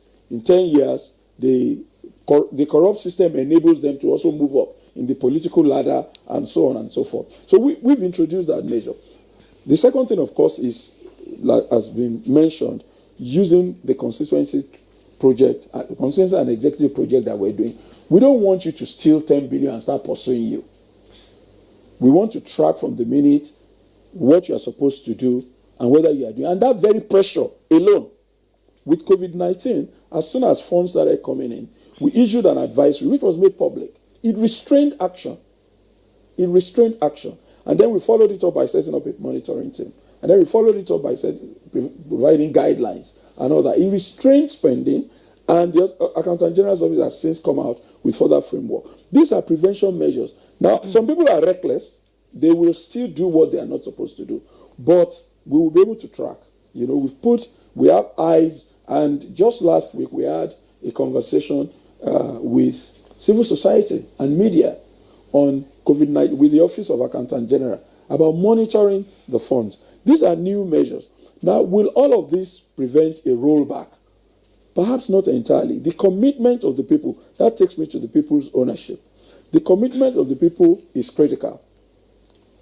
If people will not own any anti-corruption measure, it will not be sustained. The people must understand that it is not a government issue. It is not for the government. Whoever is in government is a board of transit. You know, you are just in motion. You will be out of it. But the people will forever remain. And we can see it with the vulnerability of and the weakness in our health system now during COVID-19. If people who know that projects, contracts have been awarded, build this hospital, do this, do that, and they were never done, will we be where we are today? Of course not. So we've got to understand that. So going forward, I would say that the strongest thing that we should look forward to is people ownership. People ownership is critical. And we, anti-corruption agencies, even the government itself, I think Professor Alemika mentioned about sustaining the campaign and that position that we are focused on corruption, that itself has raised the level of consciousness of society. Not only that, it has created a lot of anti-corruption warriors in the past 5 years, whether for real or for fiction. They are there. There is no day that you open your newspaper or the media that somebody is not saying something and looking. So the level of consciousness is far higher. And then, of course, we are finding people are breaking their silence. Those who never used to say anything before are talking. Okay? People are talking. And so this is very important, in my view, in society. So in terms of the legal framework, I think we have the kind of legal framework that we have. My final point in terms of where this has put Nigeria, the three recoveries that the country has been able to do, the appointment of President Buhari as AU anti-corruption champion, and recently, this year, Nigeria sponsored a policy through the AU, which was adopted by heads of government in February. ICPC were very central to this, the Common African Position on Asset Recovery. Basically saying, if you are going to recover an asset, based on our own experience, if you don't have these structures, you can't move forward. And if you are going to sustain it, you must introduce these measures. In 5 years, the government has been able to, from its own insistence and experience, say, if you want to recover one dime from abroad, including what you are going to use the asset for people. Even though there are arguments around the sovereignty question, why should you be telling me what I use? But if you want to make it seamless, raise that argument, but also for the accountability within your own country. Because your citizens also want to know what the money will be used for. You need to introduce those structures. And the government has passed in that regard. All the returns, they've been specific, and they are being monitored not just by international community, but also by civil society and the media within our country. These are measures, I think, that going forward should help to stabilize things. Professor Boliji, thank you. You've raised some pertinent questions in the fight against corruption. Professor Abdullahi Shehu, do we need to strategize or come up with new policies to strengthen the fight for better results? Well, let me start from where he stopped. You see, it's not that we don't appreciate what government is doing. We appreciate, we commend it, but that does not mean that we should not say there is still more to be done. I think it is a little bit immodest to say that the recoveries made under the present administration has been more than what previous governments did in the past. Quantitatively, qualitatively is incorrect. Other governments did their efforts and the statistics are there, and we need to appreciate what they have done and encourage this government to even do more. Secondly, I'm happy also the chairman of the ICPC made reference to the MBS survey, the second corruption survey in Nigeria. Indeed, yes, it shows slight improvement in the petty corruption in Nigeria. But it brought out a critical and fundamental issue that has occupied the minds of Nigerians today, which is the issue of nepotism as an aspect of corruption. Corruption is not only when you steal money. Nepotism is an important element of corruption, and it says that nepotism is an issue of concern, and it is existing, and we need to address it. This is very, very important. The impact of nepotism is, you see, with respect to stealing money, if people steal money in an economy that is buoyant like Nigeria, people don't even feel the impact, because the oil money will keep on coming and some people will be siphoning, but the economy has the redundancy to absorb the shocks. But with nepotism, you kill the institutions that are supposed to even fight corruption. So this is an area that we need to focus on. With respect to strategy, yes, we need to strategize. We need to focus on aspects of making progress. As Kingsley started with saying, yes, ICPC was established, EFCC was established. We need now to see, okay, are there legal hindrances to the fight against corruption? How can we address those hindrances by legislative enactment? How many pieces of legislation have been enacted so far in the past 5 years? This is what we should assess. Secondly, how many institutions have been created? And here I'm not saying that institutions must be created when there is no need for them, but how have we strengthened the existing ones? Are the institutions performing better than they were before? We have seen that it took the administration almost 4 years to get effective leadership in the anti-corruption agencies. So if it was a priority, something should have been done immediately. But thank God it has been done, and our own for the civil society is to support the government to do the right things. But when we say that, look, we have not made significant progress in this area, that does not mean that we don't appreciate the government in that area. It's only to encourage and motivate the government to do more in what we expect the government to do. All right, Professor Shehu, thank you very much. Let's invite Professor Alemika one more time. Professor Alemika, well, this is an issue that relates to perception. One of the major anti-corruption posters of the Buhari administration had to do with seeking to defeat grand corruption, as it labeled it. And grand corruption obviously will also involve the so-called high-profile cases. It would appear, as I said, it's a matter of perception, that lately we haven't been seeing a good number of high-profile cases being charged. Is that indicative of saying that the big crooks are now getting more restrained? Or does it indicate that, fine, the fight against grand corruption has been won?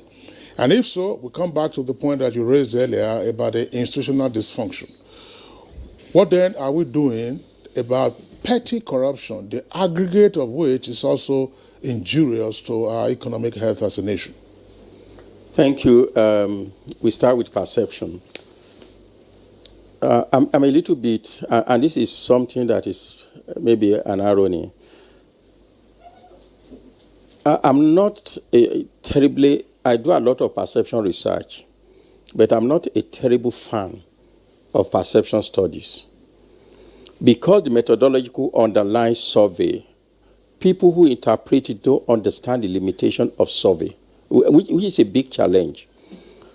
Again, I think there is a problem we've had in this country in relating to reports of agencies, whether local or international. I think this, and I'm just being honest, I think there is undue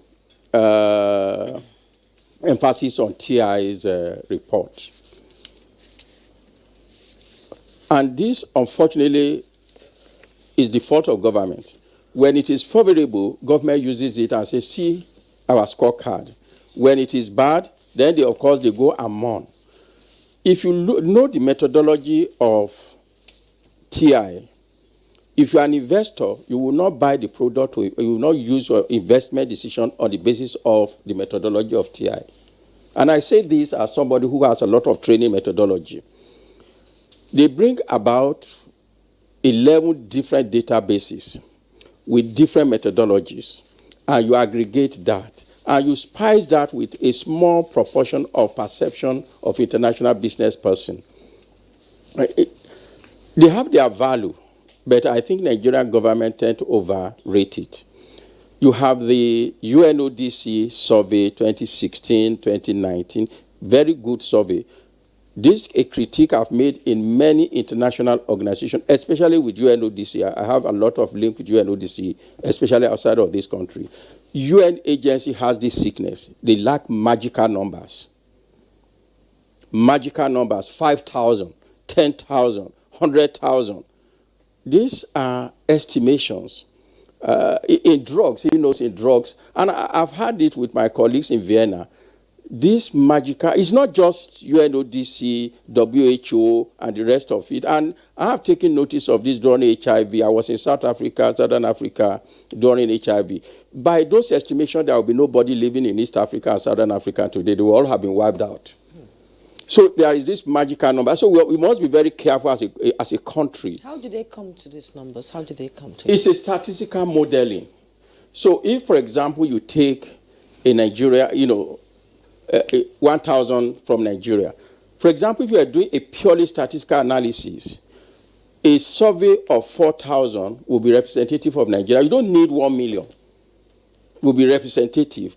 Why you need 30,000, 40,000 is when you are doing analysis region by region and level by level, you need a large number to be able to do that. But if you're just doing a national level of analysis, a sample of 4,000 or 5,000 will be enough statistically accurate to depict. So when you now go there and say 10% of that 4,000 said this, and they constitute 10%. So what is 10% of Nigeria population? That is 20 million. You then move from that and say 20 million Nigerians says. This is where the problem is from moving from one level to another. That is a problem. But it's not, let's not waste our time. It's an issue. So I think the government needs its own. Then coming to what money had been used for. Sure. My question actually had to do with grand corruption. Yeah, grand corruption. Grand corruption. Yes. Kingsley, I don't know when your recent time means.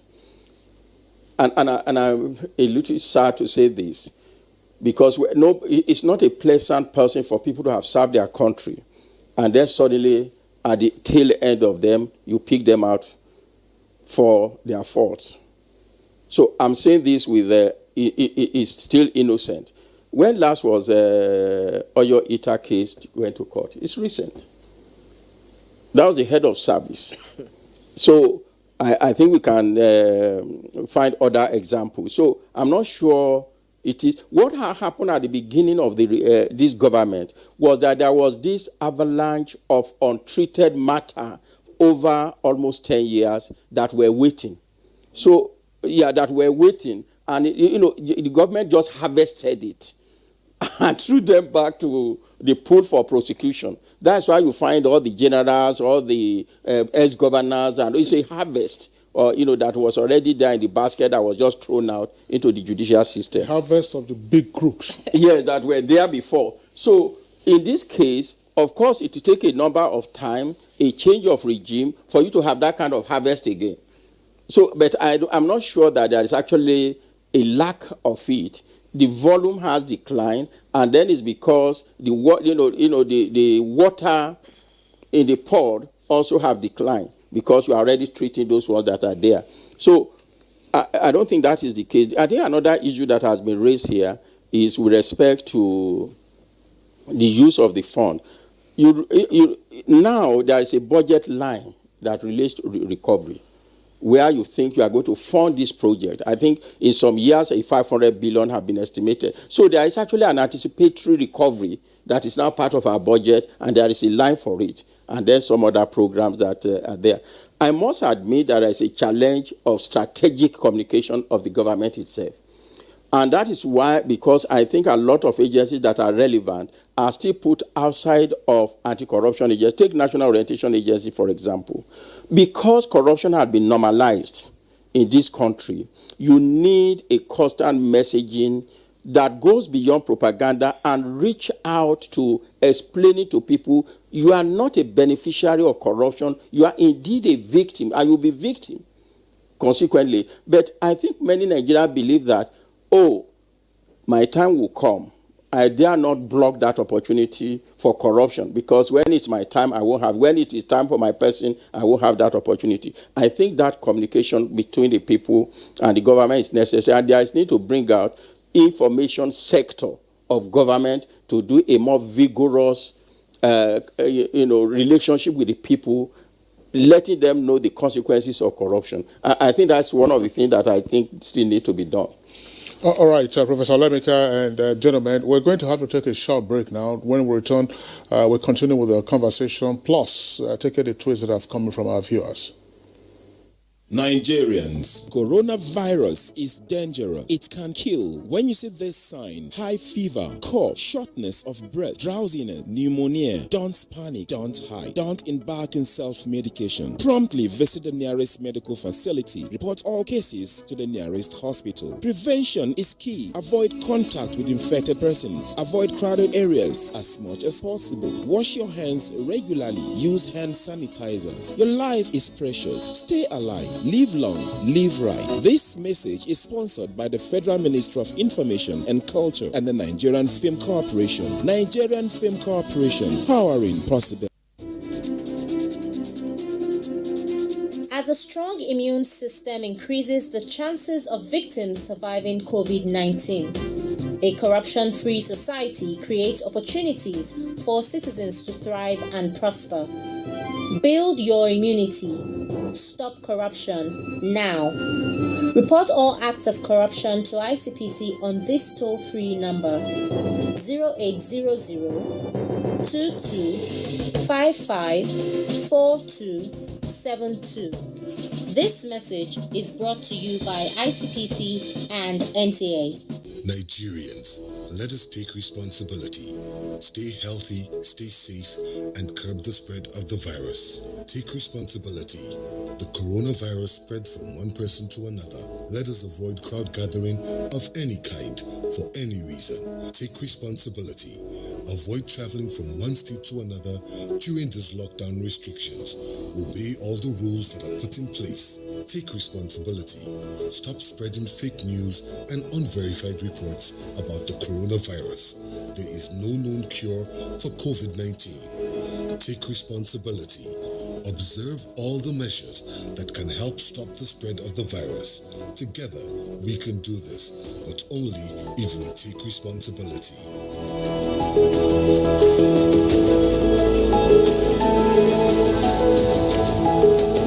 This message is brought to you by the Nigerian Television Authority, NTA, Africa's largest television network.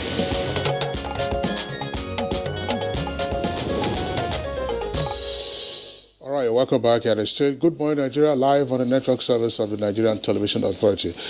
Let's bring in again Mr. Dele Oyewale, who is head of media and publicity of the Economic and Financial Crimes Commission. Mr. Oyewale, I'd like you to also respond to the issue on the table in the sense of, against the background of the many convictions that you have had. There would appear, as Professor Olemika has indicated, to be a gradual exhaustion of the so-called grand corruption cases. But what is being done with respect to petty corruption, which some would say remains rather pervasive and in aggregate terms also has a lot of injuries to the financial health of the country?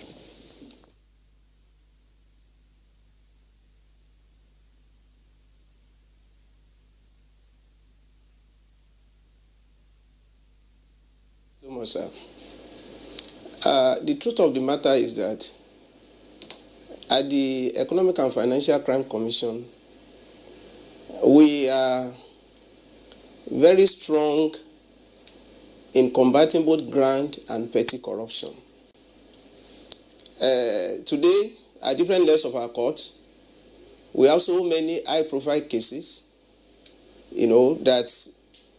that have been charged to court.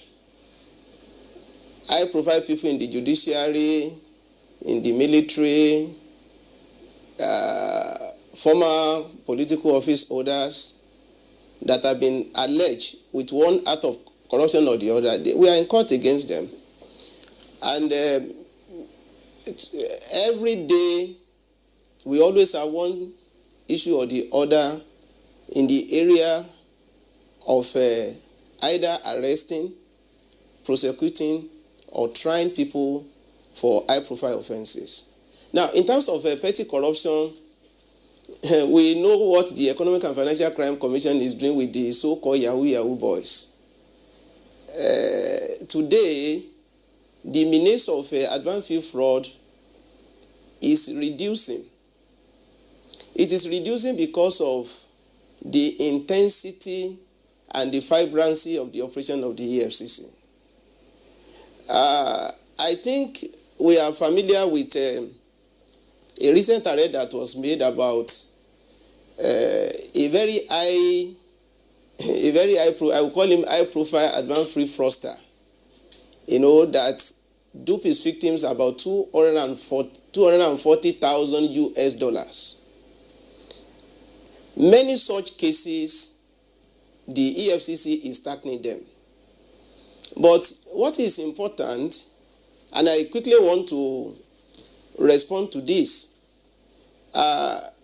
the ICPC chairman, in one of his submissions, he said that you cannot fight corruption by enforcement. I think I take very serious exception to that.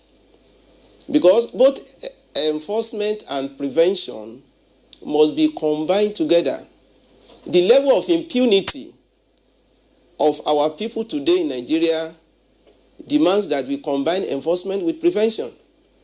Because if you are preaching and preaching and preaching and there is no fruit of your preaching, the preaching, might be in vain. So if you go to people, you say, don't do this, don't do that, and you are not enforcing the law, it might be a barren exercise. So both enforcement and prevention must be combined together. It is the aggregate combination of the two that will produce the result that will move the nation forward. So at the EFCC, we are enforcing and we are preventing both grand corruption and petty corruption, and there are fruits, there are results to show. So it is important that we get some of these issues very right. Because those of us that are on the field, we know that when you go to schools, you form integrity clubs, you engage civil society organizations, you engage so many, you even market women groups and all of these groups for preventive measures. It is also important that when people are doing the wrong thing, you enforce the law. That is what is going to even make the preventive measure to have more bite. So at the EFCC, grand corruption, petty corruption, we are tackling them and we are combining prevention with enforcement to achieve results that can be seen, results that are feasible, results that is open to the entire nation. Professor Bolaji, he was talking and you were trying to say something. Because it was quoting me out of context. Okay, can you respond to that? I mean, what I said is that you cannot fight corruption by enforcement alone. So if I use the word alone, it means that you need a combination of other things, which includes public education and citizen buy-in. And I made that point very emphatically. What people accept will thrive in their community. If people stand against corruption today and say, I will not give bribe, no matter what you do, I won't give it, that alone will diminish corruption from happening. So he's quoting me out of context clearly.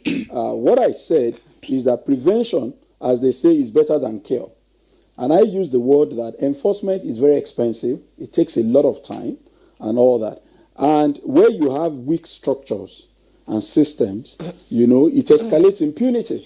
So you have to combine. So I never suggested that enforcement is not required.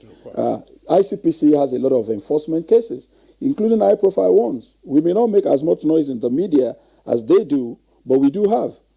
So the point to be made, and that should be said in context, is that a combination of factors is what will help.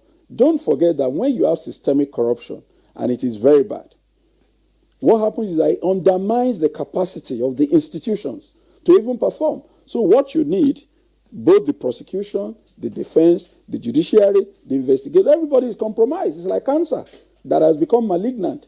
Okay, so you've got to use a combination of measures. Okay, in developed countries today, in recognition of some of the challenges faced with the enforcement, that is not to say they've dumped enforcement. I never said we dumped enforcement. They use what they call non-trial prosecutions for corporate malfeasance. Okay, that is big. That means we will not take you to court, but the penalty that you will pay, okay, will be as if we have taken you to court. Second point is that systems that have been weakened by corruption, one of the things you need to restabilize them is revenue. So you could send the message, and it's important to send the message by punishment. But if it does not get you the revenue that you need to govern, it doesn't stabilize the government. It does not stabilize the government. So you've got to have a combination of approaches to deal with the issue in order for you to achieve your objective. But Professor Lemeka, I know you are itching to say something, but I want to bring in this aspect because 5 years ago, scholars and practitioners were all praising the enactment of the Administration of Criminal Justice Act. Because part of the reason why, as Professor Lemeka said, that we had a basket of grand corruption cases which the Buhari administration harvested was that we had a lot of delays. You have adjournments and cases starting afresh, de novo, as it is said in law. But here we are. Recently, the Supreme Court struck down a critical provision of the Administration of Criminal Justice Act, by which a judge who is trying the matter said the Federal High Court gets promoted upstairs. That judge, under the Administration of Criminal Justice Act provision, could, of course, step down to conclude the case and then move on. Supreme Court now says, against the background of various provisions in the Constitution, that provision is a nullity. Is this likely to compromise the fight against corruption, where, where cases can drag on again for so many years, Prof? Absolutely. I think that, and a lot of people have made this comment, I think it focused on the technical angle of it.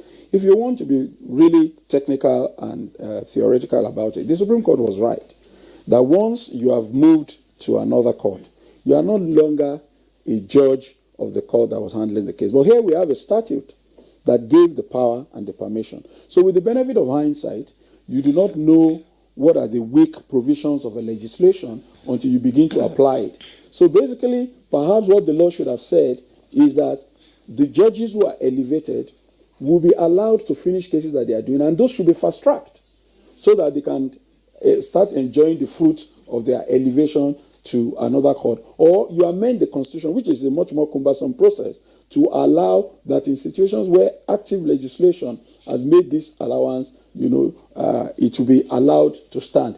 Clearly, there were other angles, in my view, that the Supreme Court did not look at. First of all, you had a situation whereby one of the parties who was convicted had said, I prefer this.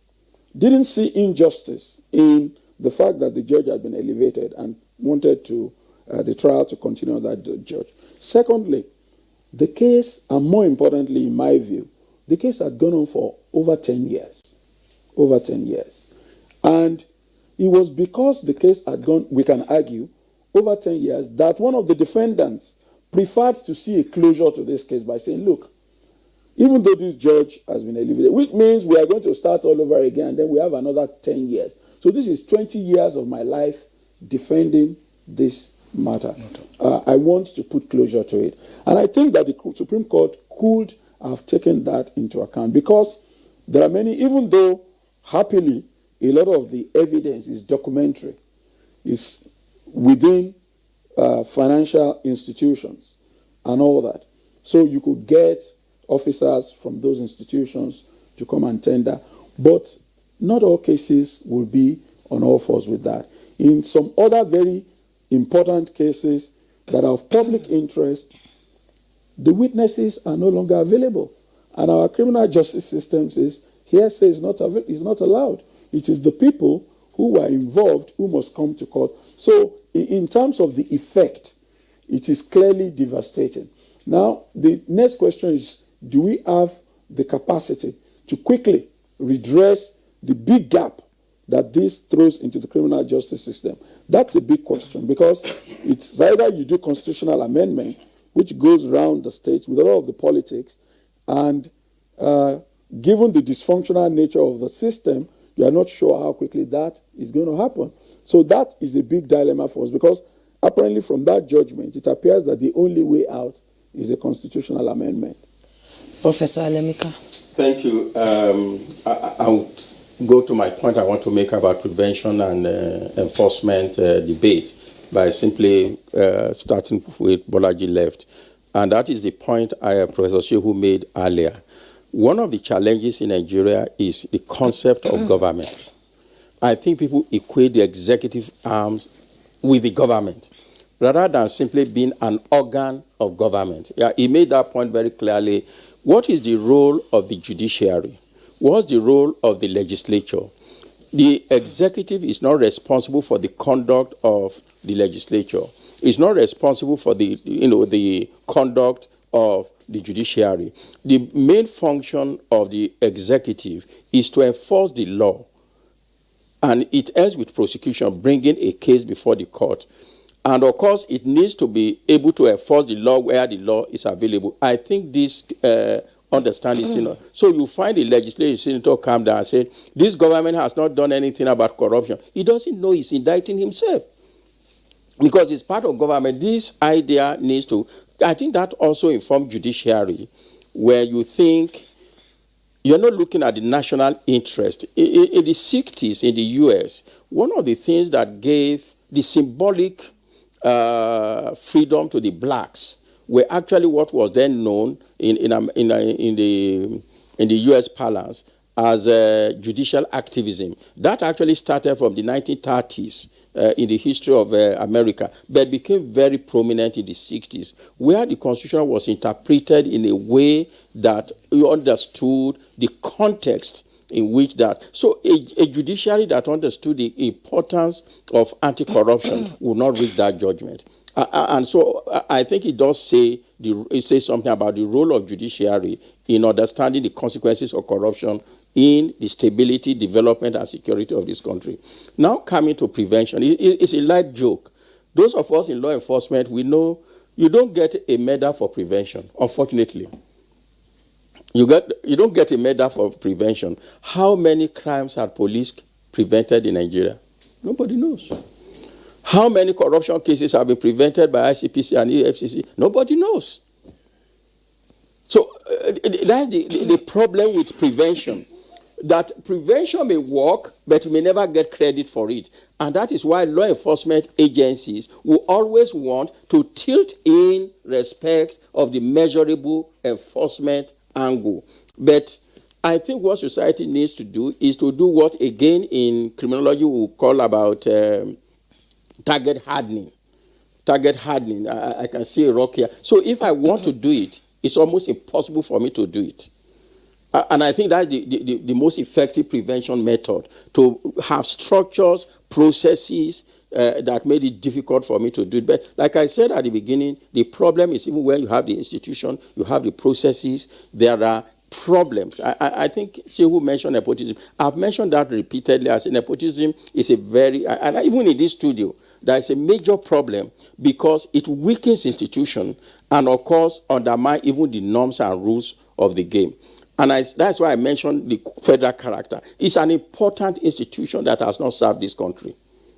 Because if it has, we will not have legislators' list, which is an area we're not looking at about corruption. You can't get a job today without people telling you there's a legislators' list. My students, former students, in the past, they will say, oh, NTA is hiring. Do you know Kingsley? And I will say, oh, I know him. Today they will say, do I know a legislator? Because Kingsley, even within the institution, is no longer relevant. Are you sure, Prof? I won't give you my. I won't give you my. If we are looking for a job, I won't give you my candidate because I know it will fall through. That's right. A very serious point you are making. Yeah, and I think these are the areas now we need really to focus on. What are the regulatory? And I'm within the university, and I see we talk about standard. How could you have standard when a department has a carrying capacity of 60, but at the end is having 250 students? The department itself actually admitted 60 students. In the office of the vice chancellor, 190 had been added, and there is no and JAMB issues admission letter to all of them. Why can't they say no? We can't issue 250 letters of admission because your carrying capacity is 60. All right, Professor, thank you very much. I mean, you've raised a very significant point. I do hope that going forward, we might be able to consider influence peddling, as an aspect of corruption. We indicated earlier that there were tweets from our viewers. We'll quickly go through them now. Innocent Yawa James, this administration, that's the Buhari administration, has made the fight against corruption its cardinal turning point for a greater Nigeria. So far, so good. It's a laudable achievement. But so many MDAs and individuals still need to be x-rayed so that you have in mind that corruption is no longer business as usual. And Mike Anyoko tweets, kudos to the regime for fighting corruption in governance and recovering looted funds, but they should do more in this regard. Those in government accused of corruption should be investigated and if found liable should squarely face the music. Dele Jack Solomon, the slow pace of court cases and financial settlements made by corrupt, wealthy individuals and entities outside of the courtroom impeded successful prosecution of those who had looted the national treasury. Nigeria also lacks data on physical and financial assets that have been recovered in or outside the country. Is that exactly correct? Sufficient data, I would imagine. All right.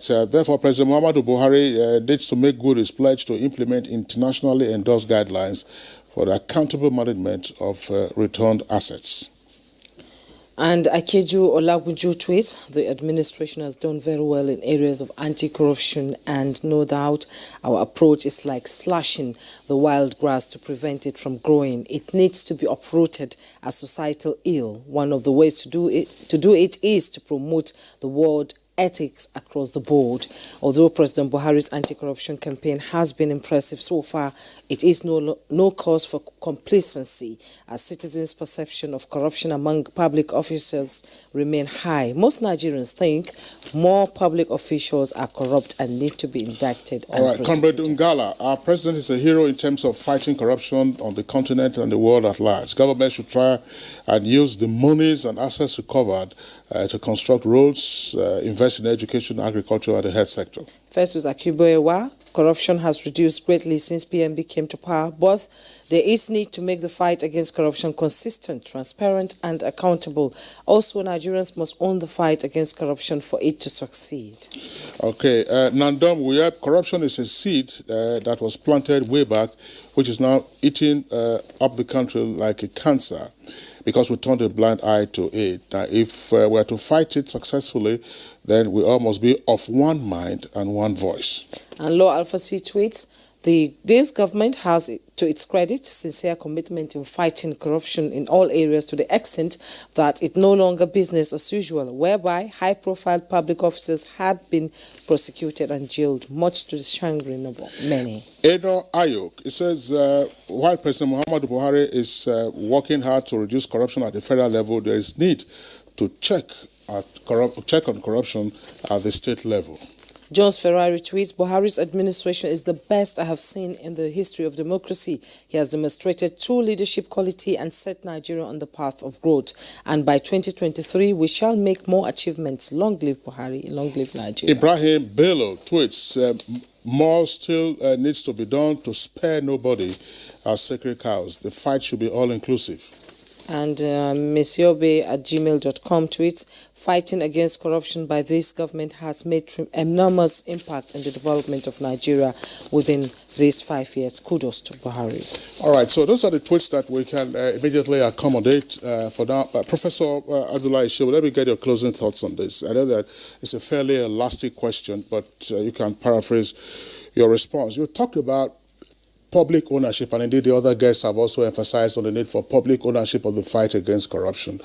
But then how do we balance that challenge of public ownership of the fight against corruption versus what is, shall we say, often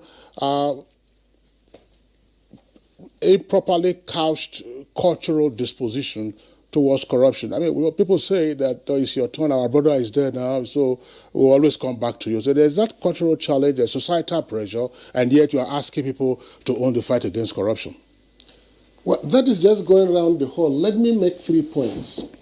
The first, with respect to the debate on combining the prevention and enforcement aspect, I support that. I support the EFCC's position on that, but I even want to go further on that. Situational crime prevention in criminology has to take perspective as to what are the opportunities created for such a crime to occur. And therefore, in the context of Nigeria, I think that the enforcement should take precedence, because those jurisdictions we are referring to, it's not that they are less corrupt than Nigerians. They are equally corrupt. But because of the deterrence they have seen in respecting the law, everybody respects the law. And therefore, we need to send a credible deterrence by fixing the nail where it hits most, particularly by targeting the highest risk and making the maximum impact, as was the case during New Horibadu in the EFCC. The second point I like to make has to do with the delay in high-profile cases in court. I think the challenge we would like to put to our enforcement agencies is to collaborate with the National Judicial Council. There is a committee, monitoring committee in the National Judicial Council. HEDA, a civil society organization, has compiled 100 high-profile cases. Let there be a study together with the civil society, monitoring of cases. Each case, for example, that somebody cited the case of one politically exposed person. When was the case charged to court? How many times has it been adjourned? At whose instance was the adjournment? So if we aggregate this, we will be able to know where the problem is, and we can deal with it, so that we can put this issue of blaming either judiciary or law enforcement on this matter, we can put it behind us once and for all. Finally, what do we need to do? Are we still on time? Finally, very briefly now. You have eaten through your time. We need to entrench accountability. Accountability at all levels, including at the state and local government level. People are elected into offices, they do what they want, and they get away with it. There is no accountability. Who is to enforce accountability? The Auditor General of the Federation, for example, will present an audit report. Nothing will happen about it. So we need to look at that so that we can improve governance, because the essence of fighting corruption is to ensure that there is rule of law. Okay, Professor Abdullahi Shehu, former DG Intergovernmental Action Group, thank you so much for coming on Good Morning Nigeria. I would also like to thank Professor Etanibi Alemeka, Professor of Criminology and a member, Presidential Advisory Committee on Anti-Corruption, PACAC. Thank you so much for coming. Professor Bolaji Owasanoe, Chairman, Independent Corrupt Practices and Other Related Offences Commission, ICPC. I hope I didn't murder your name there. I know I'm the one. Okay. We also like to thank Dele Oyewale. She's wishing you sonship. Yes. Dele Oyewale, spokesperson, head media and publicity, EFCC. Thank you so much for coming on Good Morning Nigeria. And it's a wrap today. Thank you so much. Just before we sign off, there's a story you have on Majek Yes, Fashet. I do actually. I thought the time was running. We have a breaking news. Popular Nigerian music legend Majek Kondumi Fashike, popularly called Majek Fashet, is dead. His death was confirmed by his manager Omenka Ozoma on the late singer's official Instagram handle. The reggae maestro was best known for his 1988 album Prisoner of Conscience, which includes the multiple award-winning single Send Down the Rain, the song that earned him the stage name The Rainmaker. Majek Fashet has worked with various artists worldwide, with Tracy Chapman, Jimmy Cliff, Michael Jackson, Snoop Dogg and Beyonce. We hope he rests in peace. All right, rest in peace, Majek Fashet. It's rainy season, send down the rain. That does it for us today on Good Morning Nigeria. We're back tomorrow, same time, 7 o'clock in the morning. Until then, stay safe and be well. I'm Kingsley.